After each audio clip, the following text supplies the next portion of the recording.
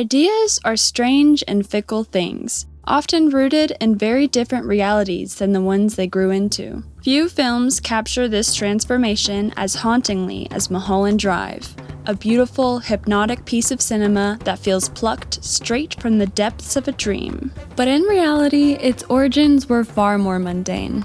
Its initial conceptualization and production were mired in the very thing David Lynch despised most, and a force that deeply colors the film itself: the inner workings of Hollywood, show business, red tape, shadowy higher-ups. There's a reason this was David's last film made within that framework, before he broke free and began working on his own terms, a freedom that would eventually take shape in the messy but haunting Inland Empire. To begin our story, we have to go all the way back to 1989, during the production of the first season of Twin Peaks.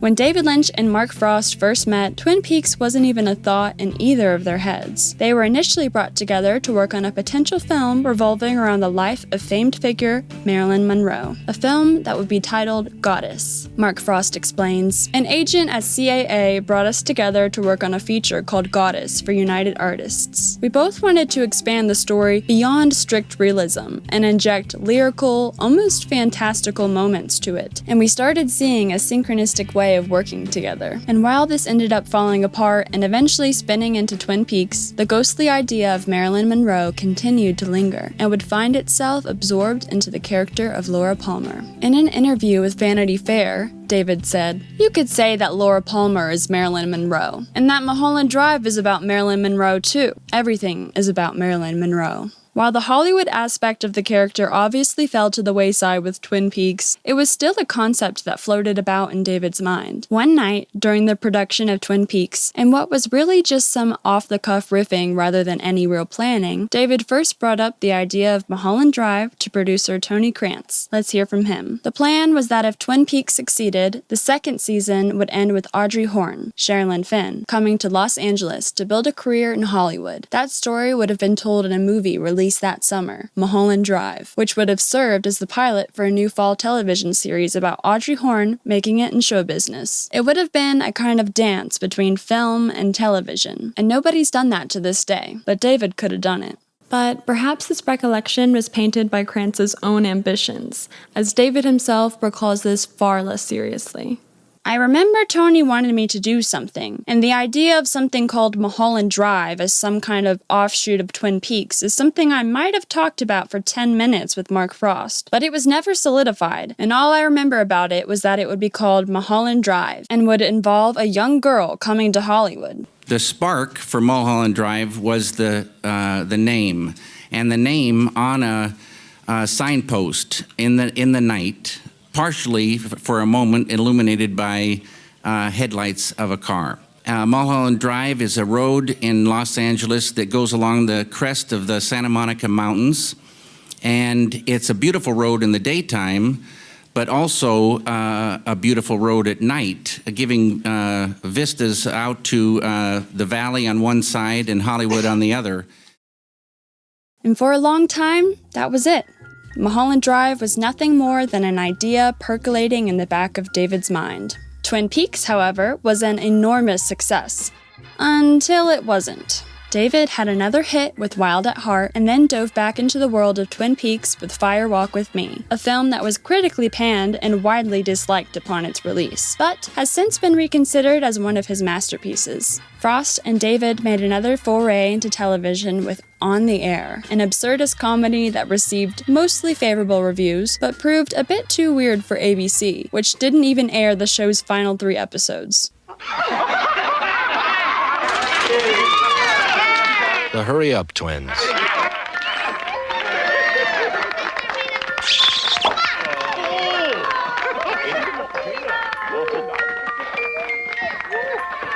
That's what I call entertainment.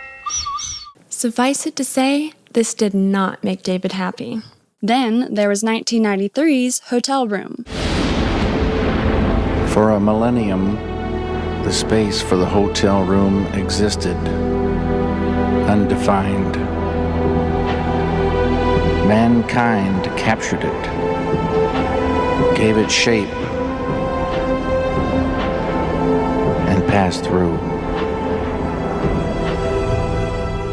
of which only 3 episodes were produced. Working this time with HBO, the show was undoubtedly interesting, but not very well received. The New York Times would write, David Lynch has long raised suspicions that his work would be most at home on late-night television, but Hotel Room indicates otherwise. This set-bound omnibus drama, produced by Mr. Lynch and featuring 3 week episodes set in the New York City hotel room of the title, plays like a listless visit to a Lynch-style Twilight Zone, where stories go nowhere, anecdotes are pointlessly bizarre, and lame quips are echoed emptily, as if banality were a form of wit. Needless to say, by this point, David had just about had it with television, and he did not pursue it any further for some years. But as the end of the 90s drew near, he was approached by producer Tony Krantz, who wanted to know if he was interested in finally bringing Mulholland Drive to life. And David, somewhat tentatively, agreed. Despite being busy directing the straight story, he got to work putting together a 2-page pitch for ABC. By then, Krantz had left CAA to lead Imagine Television, which was producing shows with Disney, the parent company of ABC. He pitched Mulholland Drive to ABC Entertainment President Jamie Tarzes and senior executive Steve Tao. ABC liked it and committed $4.5 million to a pilot, and Disney's Touchstone Television put an additional $2.5 million, with the proviso that David found a closed ending, because much like the pilot for Twin Peaks, they planned to release the pilot as a feature film in Europe. On January 4th, 1999, David submitted a 92-page script to ABC. The next day, Krantz got the news that the project was approved and set to debut in ABC's fall lineup.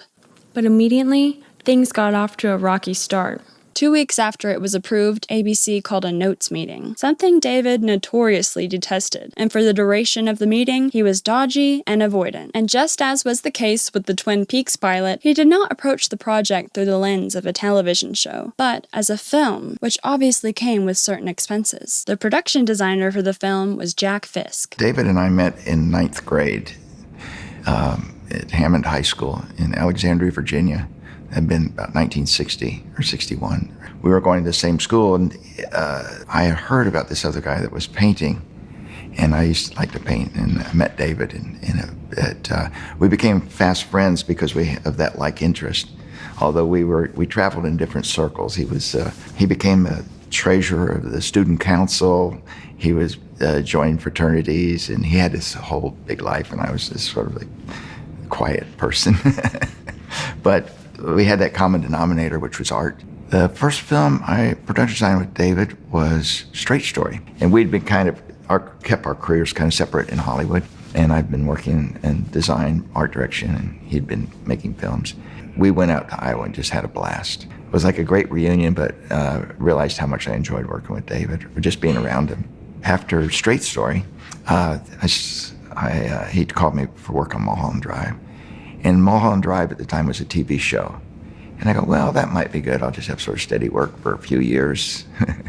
On remembering building the sets, Fisk said that it was hard dealing with ABC and Disney, and they wouldn't give us our money to start filming. I met with the construction people at Disney and told them what I needed to build the main set, which was Betty's apartment. And they said, our construction people can't build it that cheaply. I said, but I can. They didn't give me an okay to go forward for 6 weeks, so we only had 4 weeks to build the set. And they said, you can build it at that price, but there's no overtime or extra labor. They made it almost impossible.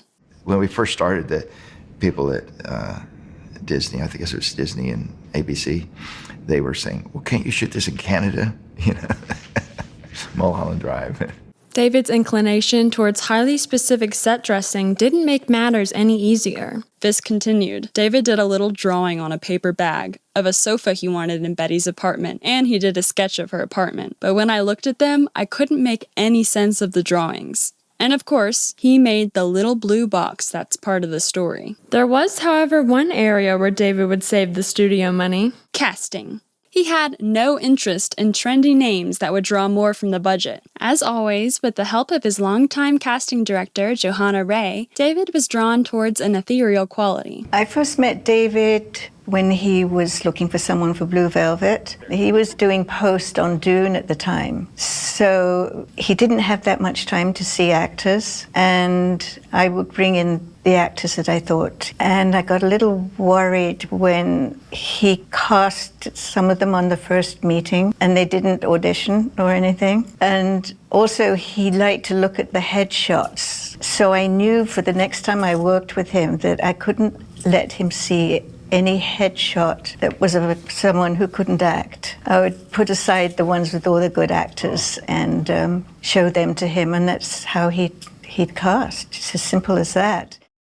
When it comes to casting women, the actress has to have an air of mystery first and foremost, said Ray. From Blue Velvet through Lost Highway, he often cast a part based on a photo, but with Mulholland Drive, we started working differently. After we'd gone through all the photos and he'd picked actors, he'd have me tape them having conversations with me. He said, I want to feel as if I'm in the room with them, getting to know them. He's occasionally picked someone for a part, and I've said, David, I don't think this person can act. But that didn't stop him from casting them if he had a good feeling about them. Laura Herring was cast as Rita after a single meeting. At just 12 years old, she came face to face with death. During a family trip to the movies, she was shot in the head. The bullet miraculously missed her brain by only millimeters. It was a brush with tragedy that could have ended everything before it began, but instead, it marked the beginning of a remarkable journey. Her time in the spotlight began in 1985 when she was crowned Miss USA. She then made her movie debut in the 1989 horror film Silent Night, Deadly Night 3. I don't know what's going on here, but whatever it is... She would appear in 6 more films before meeting David, all of them lower-budget B-movie productions. Some more of your kinky stuff. You still think you're the big boss. No more. It's over. Get away from me. From the beginning, this film was a Lynchian experience. I was driving on the freeway on the 101, and I got a call that David Lynch wanted to meet me tomorrow. Or no, today, Joanna Ray, which I had met on another film. And I got so excited that I actually bumped into the car in front of me and I had an accident. So I said, I can't make it. I had an accident, I'll come tomorrow. And so I went to David's house the next day, and the executive assistant said, have you read the script? I said, no, I have no idea. And she said, your character has an accident. And I thought that was so unique, so special. And I had this kind of a feeling that it was going to work out. When asked about David, Herring would say, all women feel love for David. He's drop-dead gorgeous. And when he smiles at you, it's like the sun is shining on you. He's a loving, charismatic, funny genius. And we had a special bond. Everyone thinks there must have been something going on, but we had a platonic, spiritual connection. David's kindness really impressed me. The lady who dressed me sent a letter saying she wanted me to lose weight. And when I told David about it, he said, don't you lose 1 pound, Laura. He made me feel like I was okay the way I was, and gave me the confidence I needed to play Rita. So listen to me, you sperm sucker. Either you get off your butt and clear it for landing, or I'm gonna fly this rocket right up your socket. For Naomi Watts, being cast as Betty was the long-awaited breakthrough, a reward for years of relentless dedication, perseverance, and belief in her craft, even when success seemed out of reach. Fittingly, her own journey to this moment uncannily mirrors the arc of her character's story. I just have to give you some backstory. I'd spent 10 years of auditioning in Los Angeles, where you're lucky if you get to meet the director, and if you do, it's a quick 5-minute meeting. You might not get a bit of eye contact or a handshake or anything. There were a few times where it was down to the last straw, you know, I can't pay the rent, or I'm giving up, I'm going back to Australia. But I never had the opportunity of working with a fancy, all-time great director. So I had high hopes, and my friend Nicole Kidman, who had been my sort of support system here in LA, was saying, look, hang in there. It can just be one thing that could change your luck. And she was right, this was it. David looked at me right away, eyes and connection, and he just was beaming with light, and somehow I just suddenly felt like his energy relaxed me, and I was able to show myself, because I think from so many years of rejection, I built up veneer after veneer and thought, okay, who do they want me to be? Am I supposed to be funny, sexy, smart, shy, quiet? And I didn't know who I was anymore. But whatever, the way he looked at me was just so powerful, and he actually asked me questions. So there was a conversation. It wasn't just eyes on me, I actually felt the courage to talk to him and ask him questions, and suddenly we were two people. I'd just come off the plane and must have looked like the day we met, and the next day I got a call and was asked to go back to his house. They told me to put on makeup and look a little more glamorous, and I thought, oh no, I'm never gonna get it. He wants a supermodel. But I got my hair blown out and wore a tight dress, and he obviously saw something he was looking for. When I finally read the script, I couldn't believe how much Betty's story matched my own, and I thought, oh my god, I know how to play this part. I don't know if Johanna told David about how long I'd been struggling, but he definitely tapped into that part of me. Headshots are one thing, but then I like to meet the people, or sometimes Joanna has people just talk on video. I never make them audition a scene ever. I like to talk to people or see them talking. Then I get a feeling about them, and I can see if they can make it through the film. Naomi came in and did not look exactly like the photograph that I had fallen in love with. It was disappointing. It was not disappointing. A little bit. It was devastating.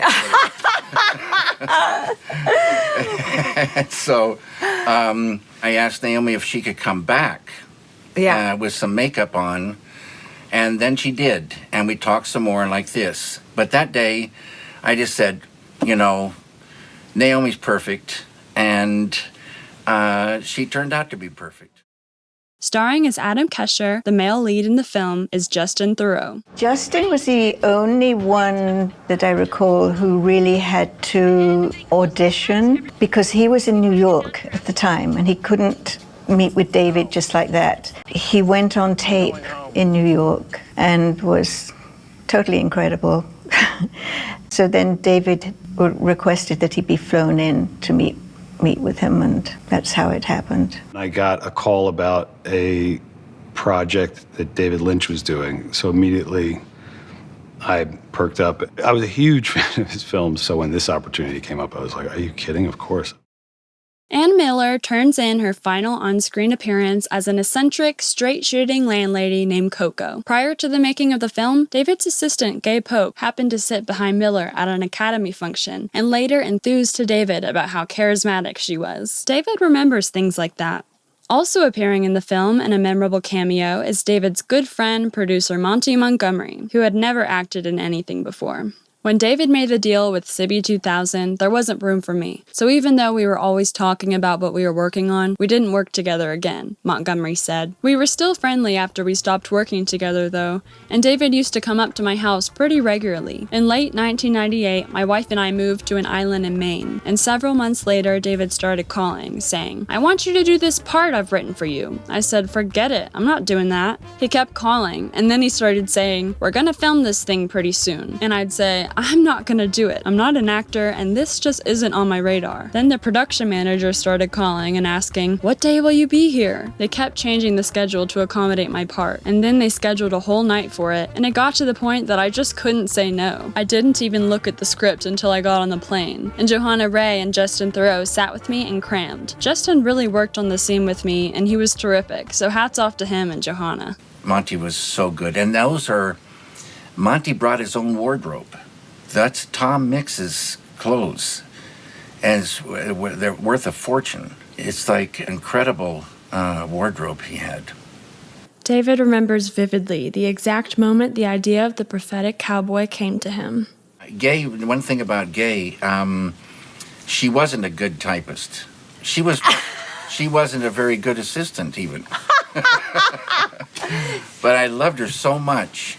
I would dictate to her. I felt like I could say anything. It was such a good feeling in the room. And that kind of freedom, you can say things and ideas can come freely. So I was sitting and all of a sudden the cowboy started walking in and I start talking and Gay's typing and it was like my friend Monty was perfect for the cowboy. So I'm sitting with Gay, and in walks the cowboy, and I start talking. And as I'm talking, I'm picturing Monty. I knew Monty could act because of something that happened on The Cowboy and the Frenchman. Monty was with propaganda, and they produced that thing. And we were working on a scene with this character named Howdy, a bulldogger who's trying to take down this bull. Harry Dean is yelling at him to get some beer nuts. And Howdy can hear him, but Harry Dean doesn't think he can hear him, so he keeps yelling. Howdy gets pissed off, and his anger helps him bring the bull down. Then he jumps the fence and takes off because he's fed up with Harry Dean. There's so much noise in the scene that you can't understand what Howdy's saying. So I said, we're gonna have to loop this thing. Who can we get to loop Howdy? I hear Monty say, I'll do it, David. And I thought, oh, this is gonna be embarrassing. But I said, okay, Monty, you can try. And he nailed it perfect on the first take. I thought, I'm gonna remember that. Slim, I said you want a couple of bags of beer nuts with that food!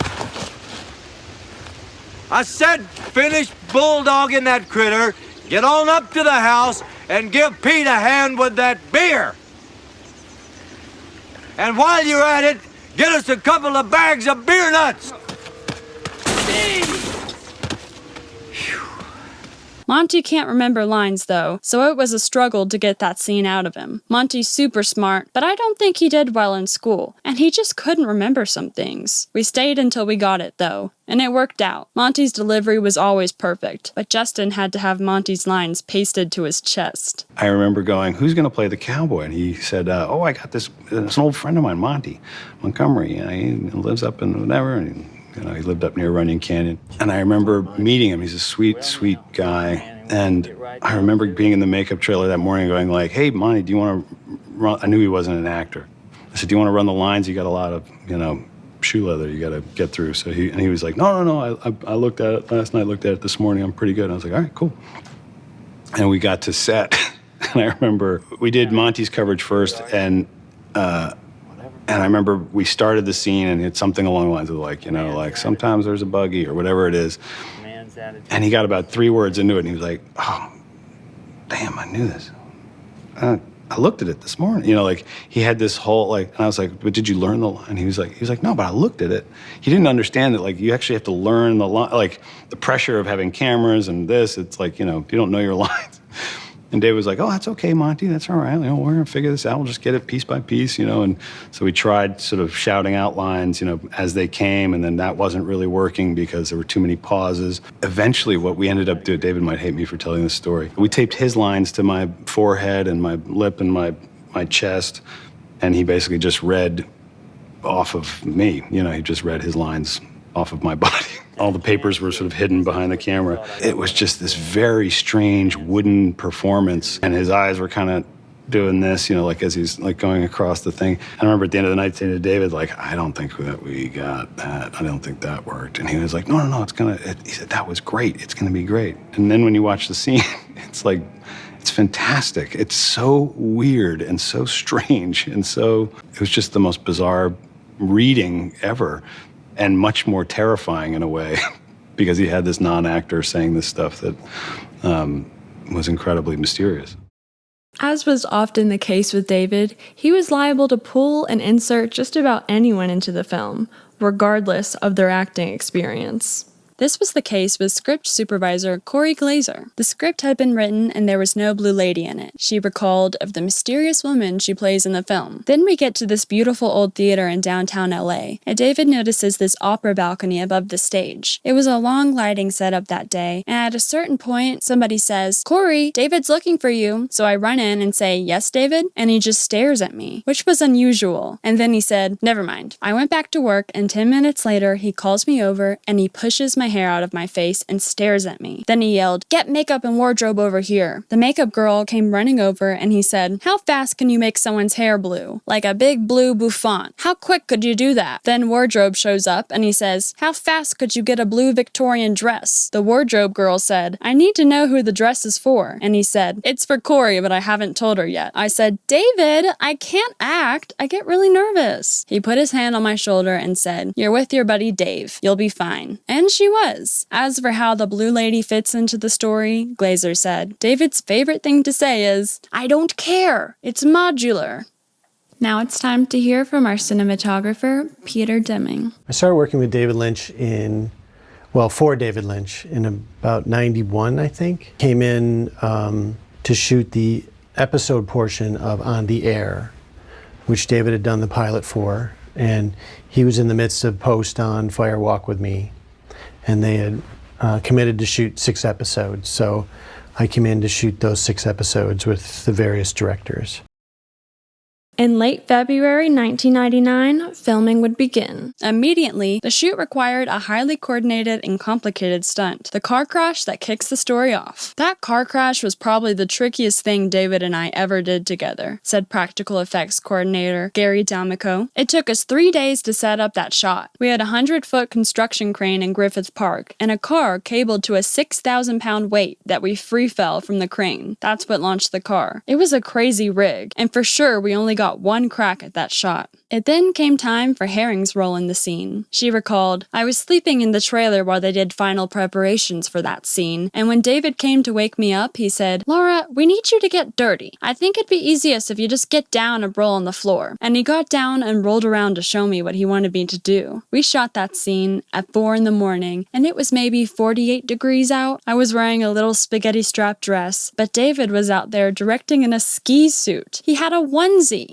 Producer Neil Edelstein remembered the initial shoot as a blissful, brilliant experience. There's a sequence in a hotel where a woman gets hit by a bullet through a wall, and shooting stuff like that, you're just dying laughing. Everyone's laughing. Like 30 people gathered around the monitor giggling, seeing David's magic work. I think David told me at one time he was at Denny's on Sunset, and it was at night, and he walked out near the trash bin, and some hobo came out, and it scared him. I mean, it really scared him.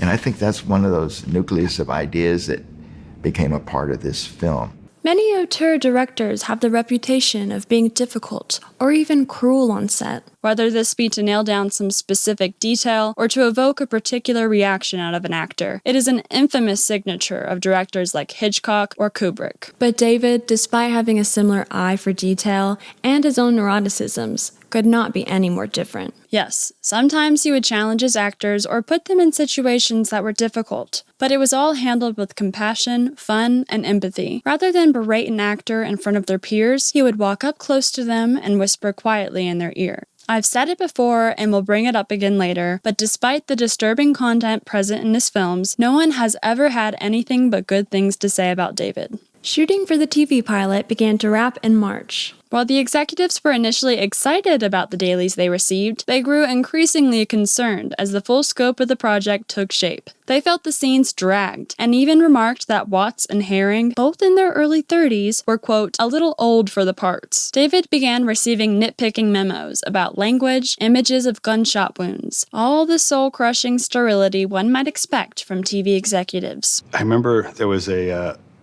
series of memos or something that went back and forth that were like, Justin can't smoke. And David's answer was like, but people smoke.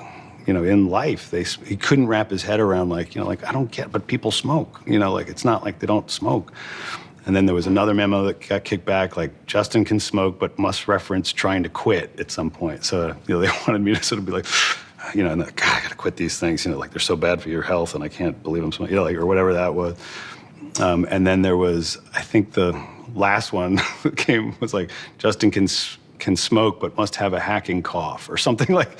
And then they finally gave up. And I think at that point we were all kind of like, they're not. And there was another shot of dog, I think, that was another big debate. Like, they can shoot a piece of dog, but it can only fill there's some rule about dog shit, like 2/8 of the frame or something like that. And David had, of course, like a big beautiful push in or something. I don't know what it was on the dog.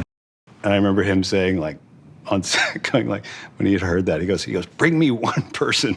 I don't care if they're 1 year old or 2 years old. Bring me one person that hasn't seen dog shit, and I won't shoot it. But he ended up shooting it. But I think at that point we sort of realized, yeah, maybe they're not going to like our show so much, For the most part, though, David tuned this out. At the end of April, he sent in his first cut, which ran for 2 hours and 5 minutes, and was then immediately told he needed to cut it all the way down to 1 hour and 28 minutes. Then, the following night, Tony Krantz, who had a good relationship with David, and was of course the one who initiated the project, came to David's house with a couple bottles of wine and a list of approximately 30 notes from Steve Tao, a senior executive at ABC. I think the minute they saw it, they knew they weren't going to pick it up, said Mary Sweeney, David's longtime assistant, editor, writer, and romantic partner. For starters, it was supposed to be 1 hour, and David just didn't adhere to the running time, but Tony nonetheless came over with pages of notes. I think David felt that Tony was saying, yes, they're right, because he made a very impassioned argument for why we should make the changes they were asking for. David objected to every note, but after Tony left, we stayed up all night and did the notes, and we cut the pilot down to 88 minutes and turned it into them.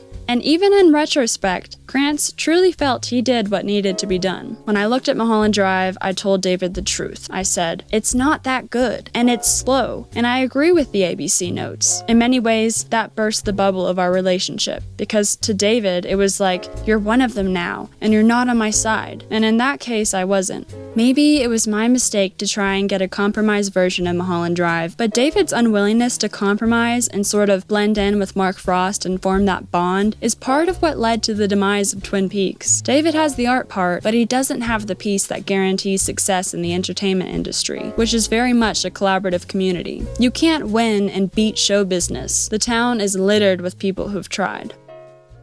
However, those who were close to David were in staunch disagreement. The notes were ridiculous and so politically correct that they leached any sense of creativity out of the thing, said Edelstein. Why would you greenlight a pilot with David Lynch and then not want David Lynch's vision? It was like, are you serious? Here's David's perspective. I loved making the Mulholland Drive pilot, but ABC hated it. And even though we cut something together and sent that over to them, I had a bad feeling. I remember thinking, I'm in with the wrong bunch. The way some people think is they think money, and all their decisions are based on their fear of not making money. It's not about anything else. Their jobs are at stake, and they have to make money. And they think people won't like this. We won't have a hit. We won't make money, and I'll lose my job. It's the wrong way to think, but that's what happens.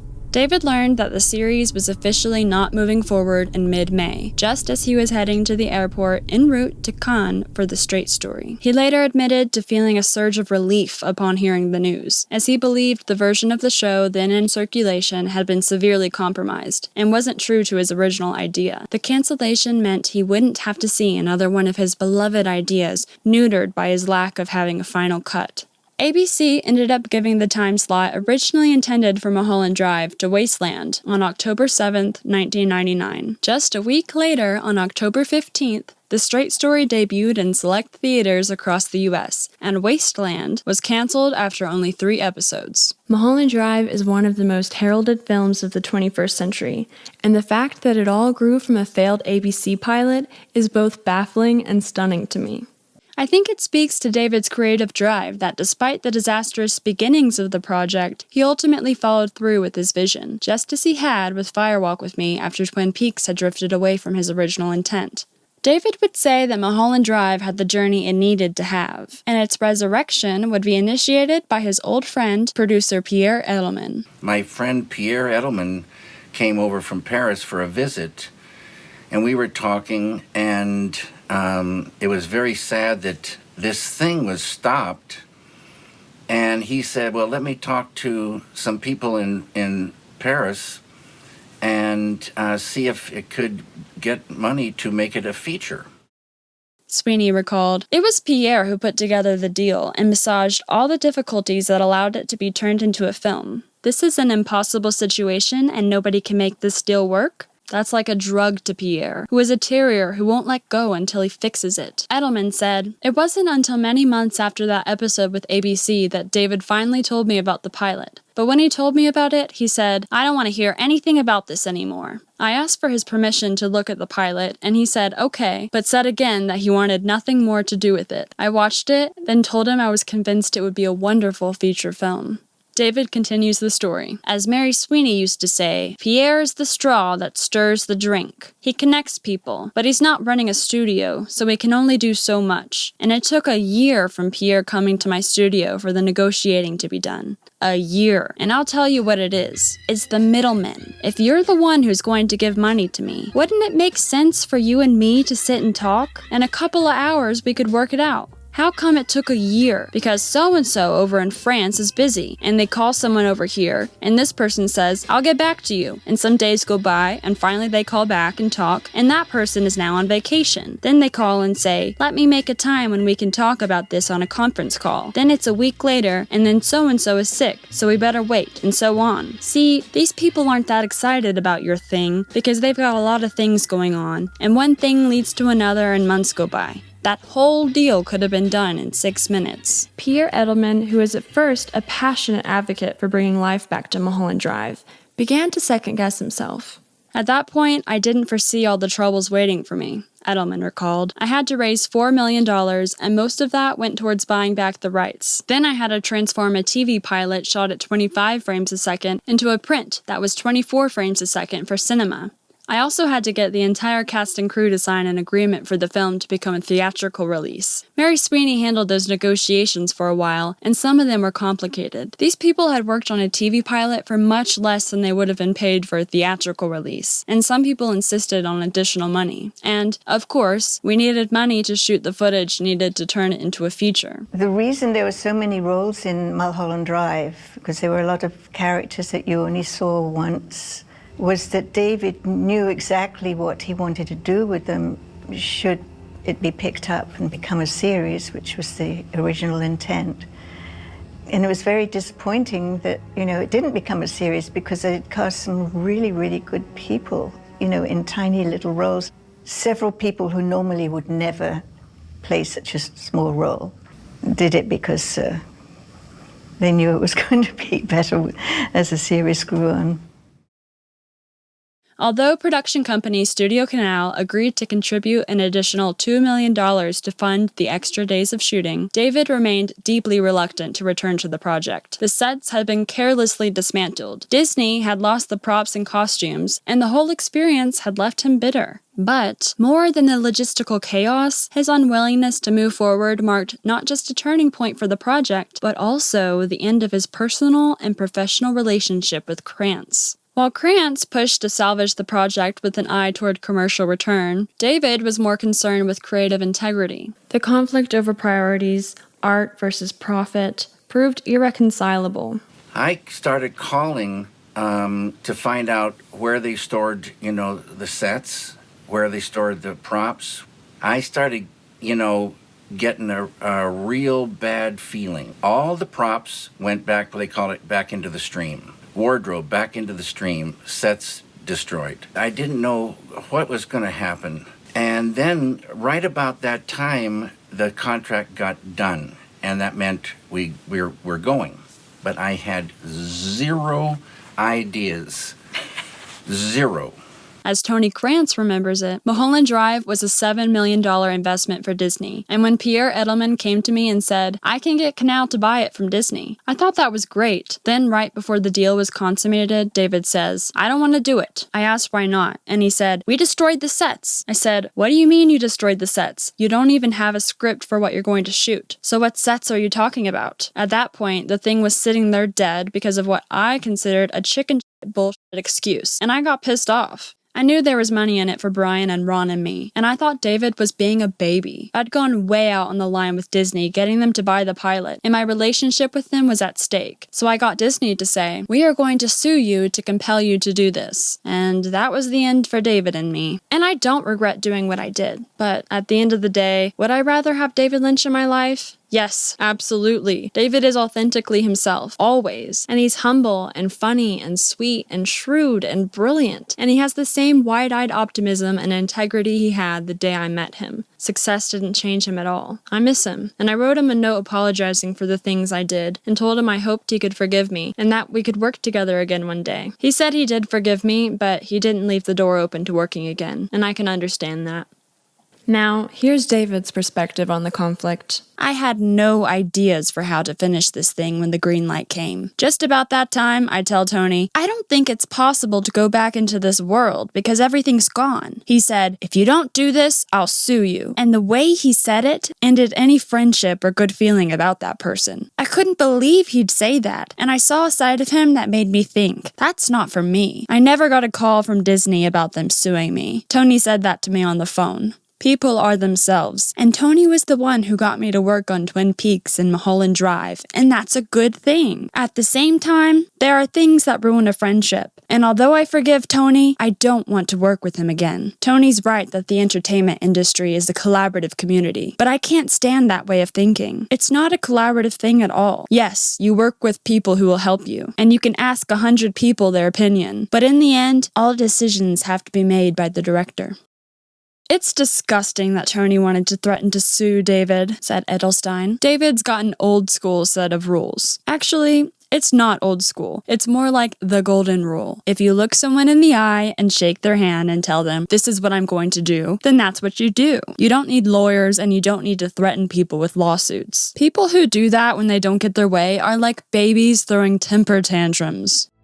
One fateful evening, despite the negotiations, setbacks, and conflicts, an idea popped into David's head, reigniting his excitement for the project, the story's conclusion. A conclusion that, while far from a simple or satisfying resolution, pulls back the veil on the intangible mystery that creeps throughout the film. When ABC didn't pick up the show, I thought, great, I'm the only David Lynch project that's never going to see the light of day, and I'm back to my struggle, said Watts. Then he got the call from Canal Plus saying, we want to buy it back and make it into a feature. And David wrote 18 pages that introduced the character of Diane. I remember going up to his house to read those 18 pages and thinking, oh my god, this is incredible. You couldn't ask for a more exciting character. And the fact that Betty and Diane are so different, you don't get 2 roles like that in one career, much less one movie. Much of what David shot during the 17 additional days of filming, beginning in late September and finishing in early October, would have been impossible to air on network television due to content regulations. In the original pilot, Betty and Rita were portrayed as fast friends, but the expanded film dared to show the full complexity of their relationship, including a steamy intimate scene that revealed them as lovers. Something that would be far too bold for the constraints of network television, which often stifled more daring or authentic storytelling. He called Naomi and I to come to his house, and he sat, I think Naomi was on his right and I was on his left, and he said, girls, Mulholland Drive is going to be an international feature film. And then he turned to me and he goes, but there's going to be nudity. And he took his hand out and I shook his hand. And then I went, oh boy, what did I just do? And David being, such a gentleman, he said, it's going to be very tasteful. You don't have to do anything that's not, comfortable. And he gave me his word that I wouldn't be fully exposed, and he kept his word. More challenging for Watts than the love scene with Herring was the emotionally harrowing experience of filming the scene in which she breaks down while masturbating in tearful anguish. I'll let Watts share her experience. There were times where we would have to do it over and over again until we got it. The masturbation scene was particularly difficult, and for obvious reasons. First of all, I had a terrible stomachache that day. Do you remember? No, I don't remember. And I was making many visits to the bathroom. And obviously it was butterflies. I was just kind of freaking out. And so David created this little tent around me, so in order to make me feel comfortable. And I would go from crying to being angry. I remember saying, as my hands are down the pants, aware of, 35 people outside of the black tent, I can't do this, I can't do it. And being mad at him for making me do it. And he just said, okay, Naomi, okay, that's okay. No cut. Not hearing the word cut, not hearing any reloading or anything like that. So I just keep going. So I remember being pissed. Okay, because I'm supposed to be thinking of my lovely friend and, imagining her. And I was pissed off that I had to keep doing it. So we just I did crying, I did anger, I don't know. It was just wildly uncomfortable. The thing with David is he just keeps you going. You want to please him because he's after something really true, and you don't want to give up. David defended himself by saying, "I didn't do lots of takes of Naomi's masturbation scene because I wanted her to be in a particular frame of mind for that scene. I don't do that. We kept doing takes because she wasn't getting it, and you keep going until you get it. This girl is doing this because she's hurt and angry and desperate, and a whole bunch of emotions are swimming and swirling inside her, and it has to be a certain way. There's a certain thing the scene has to do, and Naomi got all those things in there." Back to my point earlier of David guiding his actors through difficult scenes. David is able to take them places they haven't been before, not by making them uncomfortable, but the opposite. He brings out the best in their performances. I felt when I was doing some of the scenes, he was pushing and pushing and pushing, and I thought this could be the worst performance ever. But he'll never let you go past the truth. You know, that arrival scene in the airport of Betty's, and he kept saying, he was like, that's great, Naomi, but let's do it again. Let's just go even further. It's like the first time you've tasted ice cream, like you're just a kid whose eyes are popping out of your head. And I was always like, I'm like, I felt like almost ridiculous, but it works. This was her dream. For how David works, or maybe a metaphor for the power of the director, is in the movie where there's a scene where Betty's rehearsing for an audition. Just stop it. That's what you said from the beginning. And then, I don't know what, half hour later in the film, she goes to the audition. And it's halfway through the audition for most people where they realize it's the same dialogue. But yet it's presented such an amazingly different way that, it's sort of, I don't know, it's really fascinating. Stop it. That's what you said from the beginning. Let's now hear from David about how he found the perfect voice for the scene that turns the movie on its head, taking place in Club Silencio. In this very room, one morning, where I've got a music agent named Brian Laux. And Brian calls every now and again and says, "David, you got to meet this person. They want to just come up, maybe have a coffee and sing for you or do something like this." So Rebecca Del Rio came up. She's less than 5 minutes off the street, and she goes into the booth there. John Neff is sitting on the console and hits record for no reason, really, except everything's kind of set up. And she's fresh off the street. She sings that version, and that's it. And that version ended up in the film. And that version got me thinking. And I'm thinking and thinking, her version married with this other idea, then that whole Silencio scene was born. David was able to fulfill his vision with the second shoot, but Edelman, on being presented with segments of the film, was unsure if it was going to work at all. When David was editing the film, he told me to come to a studio to watch an assembly of a section, and after I left, I was walking in the street crying. I thought, this is a catastrophic situation, and no one will ever see this film. I felt I should get a second opinion, so I called Alain Sard, who was the signatory for the film, and asked him to come to LA to see the assembly. He came to David's studio and watched it, and afterwards he said to me, "I don't understand why you had me come here. This is a masterpiece." And we would be remiss to talk anything Lynch without also mentioning Angelo Badalamenti, who not only scores the film, but also makes a very memorable appearance. I like to call David my second best wife. I'm my first best wife at home, but it's a marriage. It's an incredible thing that we just know each other so well that all David has to do is say very few words to me. He describes moods, and moods translate into music to me. Angelo and I were working. It had nothing to do with Mulholland Drive, and I don't remember why, but I wanted a Russian feel for something, and we wrote, Angelo wrote a Russian thing. And then we were working, I wanted another Russian thing. And so we were working on that Russian thing, but both of them kind of came to a dead end. So I said, why don't you try, Angelo, put the two together? Angelo kind of his head is kind of wobbling, and he's running the notes in his head. He starts playing, and there's the theme to Mulholland Drive.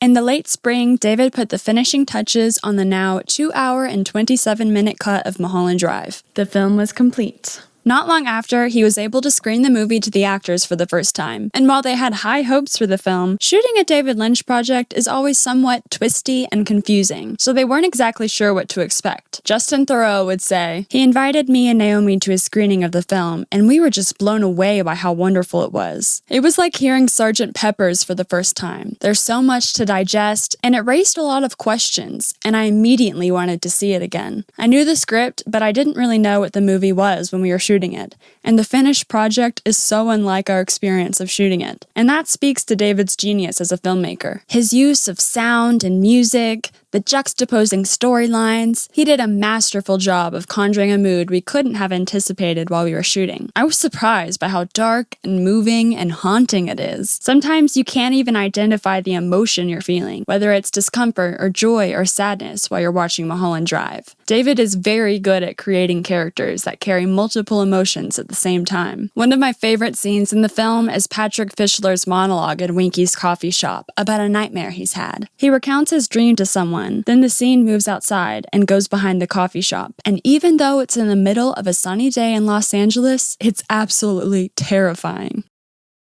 Like much of David's work, the meaning and sometimes even the basic plot is shrouded and unclear. And this is not some intentional obfuscation. David doesn't set out to confuse viewers or encourage them to pursue harebrained theories. In David's head, he knows what everything means, or at the very least, he knows the emotion it evokes. But he's not unaware as to the effect his art has on people, and David anticipated viewers would want an explanation to the film. He even prepped the cast on how to skirt around these questions. I remember him kind of sitting us all down and going like, now listen, these fucking reporters are gonna try and get you to tell them what the story's about.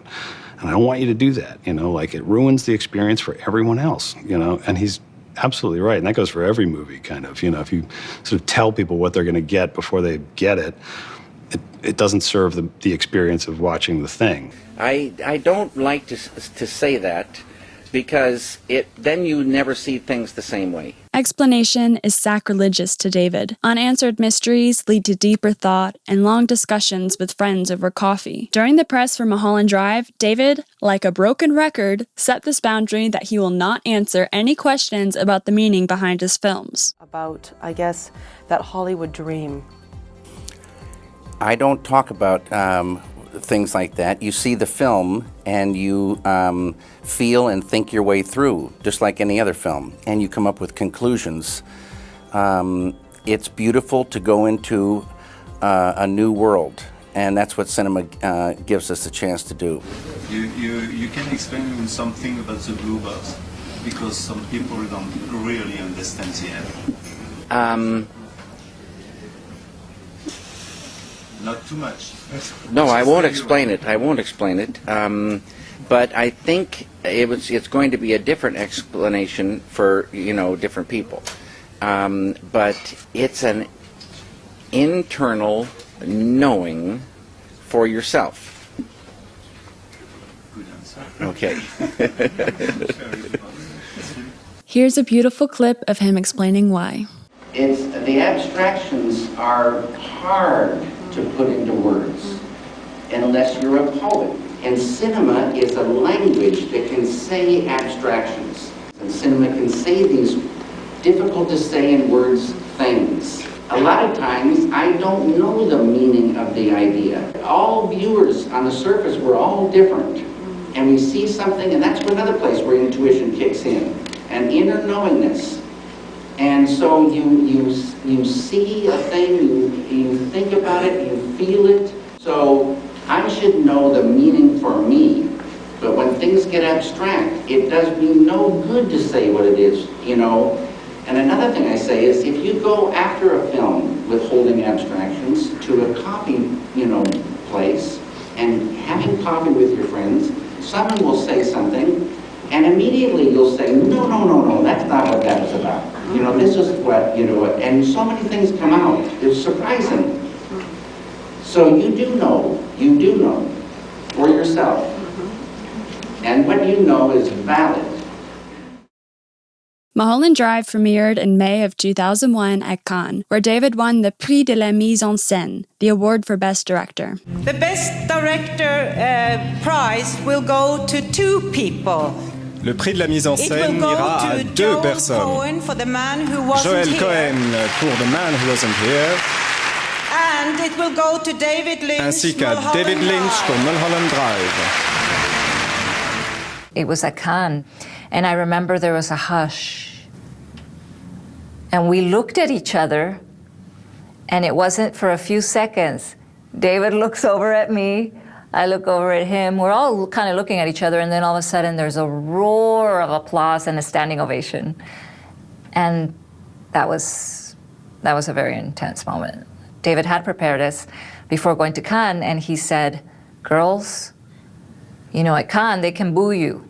He said, they can boo you, so keep your chin up, because creativity is an art form that nobody can really judge. It's your expression, and your expression is good enough. And with the premiere of the film, Watts finally found her place in the industry. For years, I hadn't been able to get anyone to call me back or look me in the eye when I was auditioning. And there I was, walking the red carpet at Cannes, Watts remembered. The film got a 5-minute standing ovation, and Todd McCarthy wrote an incredible review in The Hollywood Reporter. That singled me out, and that was it. My life changed overnight. I suddenly had every agent calling and sending me flowers, and I never had to audition again. And it was all because of David. He literally changed my life. I've met a lot of people and worked with some brilliant directors, but there's no one else like him. David is just one of a kind. He loves actors, and you trust him, and want to give anything and everything to him, and you want to please him. He radiates good energy, and I always feel well taken care of when I'm with him.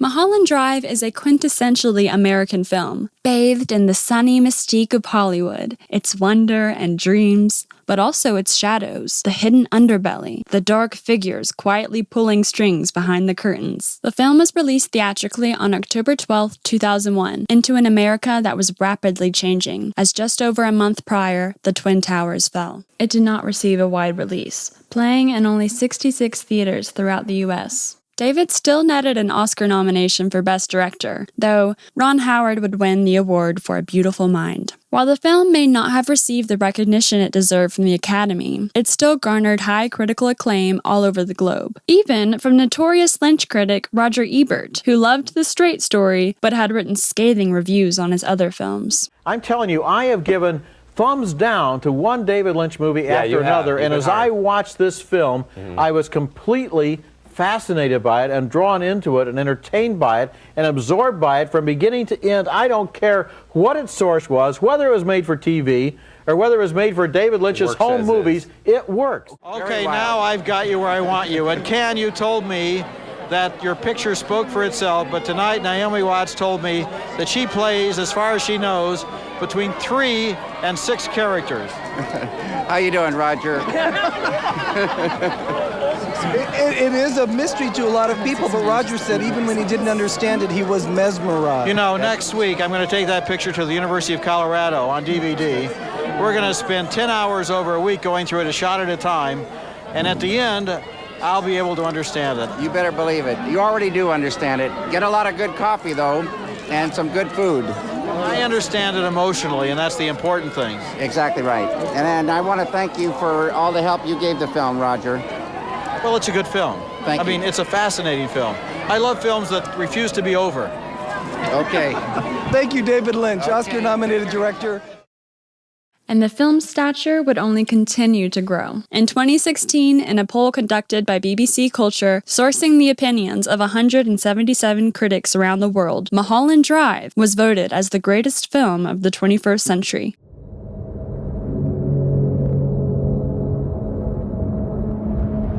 Time to cap off my video with my favorite segment, Things I Love. The, I imagine, intentionally terrible ADR in Betty's scene with her grandparents, and the soap opera delivery of the lines. Take care of yourself and be careful. I will. Betty, it was so nice meeting you. All the luck in the world. Thank you. The painful, frightening smiles on her grandparents' faces as they are driven away.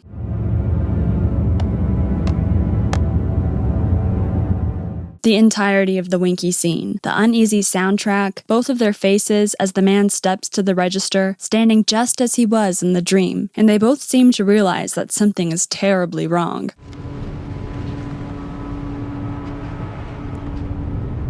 The reveal of the monster, a jump scare that does not rely on a loud bang, and the horror created by the sudden cutting off of the audio's high frequencies, making you feel suffocated.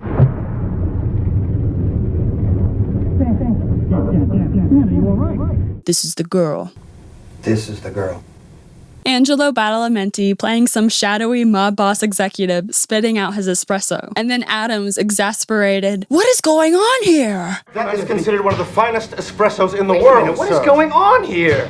Monty Montgomery's performance as the cowboy, and the line, "Now you're being a smart aleck." No, you're not thinking. You're too busy being a smart aleck to be thinking. Something's bit me bad. Something bit me bad. Really, all the comedy in this movie just hits perfectly. Naomi's mesmerizing performance in the audition scene. If you're trying to blackmail me, it's not gonna work. Adam giving in and saying with disgust, "This is the girl." This is the girl. The scene and its honest depiction of queer love. Have you ever done this before? Club Silencio. It's a confusing, striking, and unbelievably powerful way to move us towards the next act. The way that this latter part of the movie reveals to us the real-life versions of all these characters we have come to know. This movie, more than any I've ever seen, recreates the immersion, the feeling of a dream, where all the people you encounter in walking life manifest as similar but distinctly different figures. And now, viewed through a different lens, we are absolutely in knowing of Diane's wants, her dreams, and jealousies. The grandparents, and aspirations and unrealized hopes haunting Diane. And then the ending, which to me is reminiscent of Fire Walk With Me, with the terribly bright, overexposed faces, the music, and the haunting sound design. Silencio. Thank you to all of my Patreon supporters and channel members. I could not do this without you. From the bottom of my heart, thank you. If you guys aren't already, check out my Patreon. I have multiple tiers. You can have your name added to the end of the video. I do movie reviews over there. I do unedited movie reactions. You can request me to react to something. So check it out. It's a wonderful community and I love getting to know you guys better. Thank you for watching this whole video. I'm very proud of it. Let me know what you'd be interested in me doing a video essay on next. And until next time, Camcorder Cameron signing out.